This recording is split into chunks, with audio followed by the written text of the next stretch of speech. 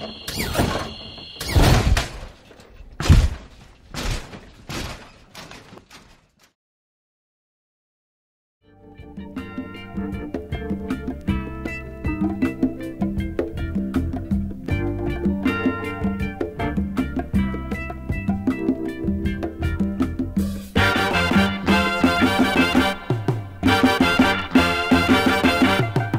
you'd be surprised. You know, it's actually pretty big in Europe. Well, I wouldn't say it's big, but there's definitely some people out there that are into lowriding.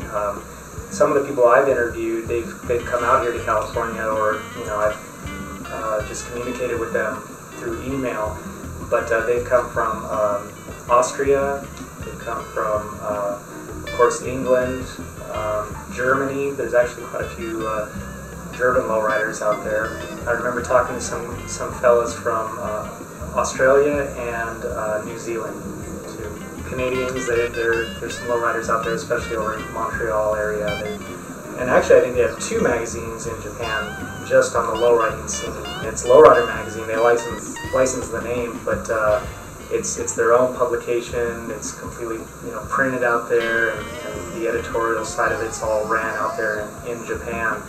Well, I'd say like the more well-known, respected clubs, I'd say there's probably 20 to 30, maybe even up to 50 car clubs. But I would say the main ones you see at the car shows all the time, probably 30, 40 clubs. It's just clean fun going to car shows and family get-togethers and enjoying their ride. Driving down the street and just enjoying driving their creation, So, yeah, there have been, and there still are, there are some guys that are into gangs, and unfortunately, just as with any other group of people, there's those bad apples, but for the most part, they're good people, they're family people.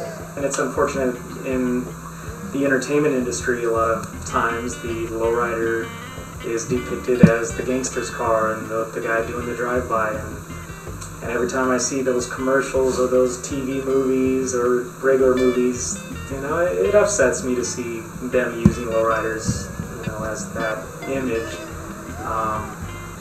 Sometimes I even recognize the car that's being used, and I know the owner of that car. And, I don't agree with them using their car for those reasons. I think if someone asked me, hey, can I use your car for this movie scene? There's going to be some gang members driving it, doing a drive-by, I'd probably say no, because, it just further brings down the lowriding image. Yeah, it's definitely declined, too, in recent years. In the 90s, when they were all in the music videos, all the lowrider cars, it really blew up, and I think there were a lot of people that were into it as a fad, but, then in the early 2000s, when Fast and Furious came out, that was the new fad, and all the youngsters were getting into that. A lot of guys I knew that were into lowriding got into the import racer cars and really got into that scene. So I don't mind it. I think for the true lowrider guys, they kind of like it. I like it because there's less of us, which means when we're rolling down the street, we're just that much more unique. Well, I used to always hit the cruise spots on the weekends, but that's one thing which I think has contributed to lowriding dying, is there's really not a lot of places you can go to cruise anymore. The cops are quick to crack it down and put an end to it. Otherwise they'll start handing out tickets, tow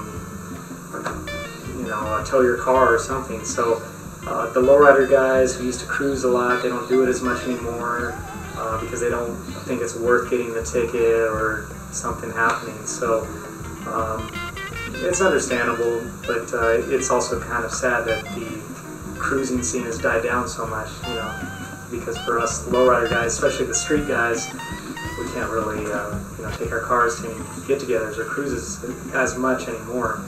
But I'll still take it out, even if I'm by myself. If it's a nice day out, I've got nothing going on, I'll just take it for a cruise around the city, just go drive around a few blocks for, a half hour, an hour, and come back. I think that lowriding will ultimately die altogether because, newer cars nowadays, they're nothing like the older cars. They don't have the chrome bumpers, they're not the big metal cars like Lowriding is based on. You know, a lot of the newer cars, they're all plastic, they're fiberglass, and they're hybrids.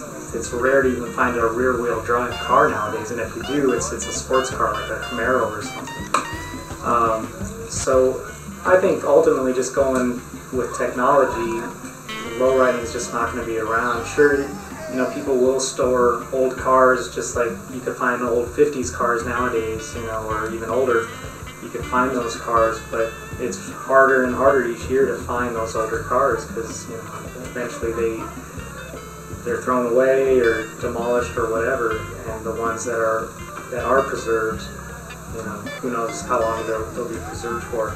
And then, on top of all that, all the cars that are preserved, the old classic cars, how many of those are going to be low-riding cars, you know, say 20 years from now, 50 years from now. So I think just due to technology, the low-riding will one day just totally be gone.